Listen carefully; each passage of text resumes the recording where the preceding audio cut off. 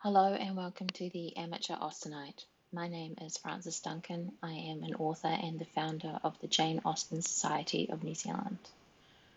However, I am unqualified for my job as I am and have always been an enthusiastic amateur.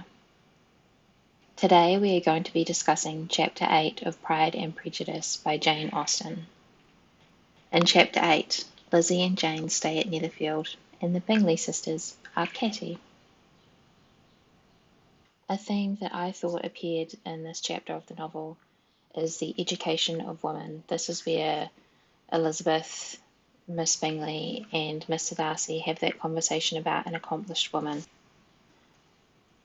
No one can be really esteemed accomplished who does not greatly surpass what is usually met with.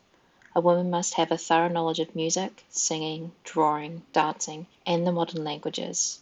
Besides all this, she must possess a certain something in her ear and manner of walking, the tone of her voice, her dress and expressions.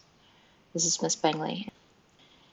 And then Mr. Darcy adds, to all this, she must yet add something more substantial in the improvement of her mind by extensive reading. Even modern education standards, this is absolutely ridiculous to expect someone to know all of these things, which Elizabeth points out. I'm no longer surprised at your knowing only 6 accomplished women. I rather wonder now at your knowing any. And I have to agree with her. Even Mary, who studies quite hard for her accomplishments, doesn't fit in here. It could be argued that Miss Bingley is a product of her education, that she was taught to marry a man of higher rank than herself, and that is why she is quite bitchy. She's trying to describe Elizabeth to Mr. Darcy at one point, but really it's a description of herself. She describes her as one of those young ladies who seek to recommend themselves to the other sex by valuing their own. In my opinion, is a paltry device, a very mean art. Of course, this isn't lost on Mr. Darcy, who says, there is meanness in all the arts which ladies sometimes condescend to employ for captivation. Whatever bears affinity to cunning is despicable. Miss Bingley is smart enough here to be not so entirely satisfied with his reply. We see the insincerity of the Bingley sisters.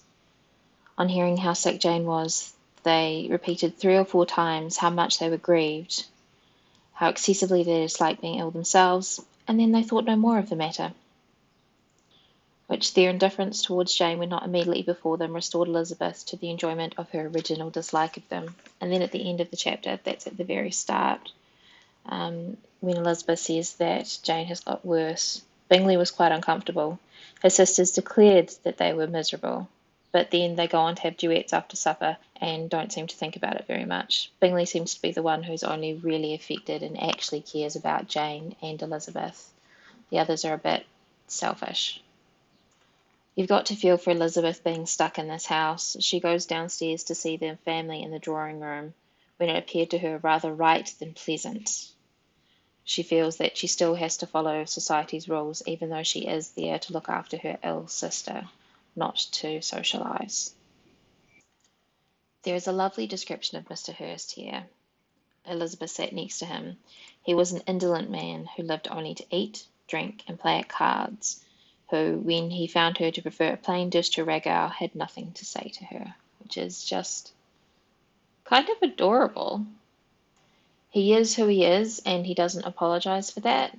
I mean, he's probably not a fun person to hang around, but if you're really into gambling and eating, he sounds like he'd be a good time. My book has a note explaining what a ragout is. A dish usually consisted of meat cut in small pieces, stewed with vegetables and highly seasoned. This is one of several examples of the Hearst sophisticated metropolitan tastes. The Miss Bingleys are very differently city ladies, whereas Elizabeth is a country girl. The Bennet's family's position is discussed by the Netherfield party. Their uncle is an attorney in Meryton, and Mr. Bingley says that they have another one who lives near Cheapside.